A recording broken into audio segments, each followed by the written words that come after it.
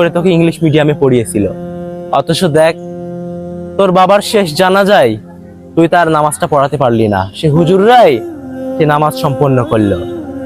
আর তোর মা তার সমস্ত গহনা গাটি বিক্রি করে তোকে বড় উচ্চ শিক্ষায় শিক্ষিত করার জন্য ফ্রান্সে পাঠিয়েছিল। আর তুই কি করলি? সেই ভালোবাসার সোনার টুকরো মাকে তুই বৃদ্ধাশ্রমে দিয়ে আসলি। হাসান, এখনো সময় আছে, ভালো হয়ে যা, মাকে বাসায় ফিরিয়ে নিয়ে আয়। মনে রাখিস, বিধাতা ছাড় দেয় কিন্তু ছেড়ে দেয় না। হেই ড্যাড, তোমার সাথে একটা কথা ছিল আমার। কি কথা? বলছি তুমি যেমন আজকে দাদিকে বৃদ্ধাশ্রমে রেখে আসলে, তুমি কি বৃদ্ধ হলে তোমাকে আমি বৃদ্ধাশ্রমে রেখে আসবো?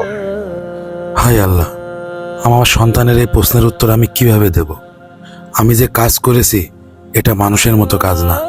যে মা আমার জন্য এত কষ্ট করলো তাকে আমি বৃদ্ধাশ্রমে দিলাম? আরে দুনিয়াতে আমি কি শিক্ষা অর্জন করলাম?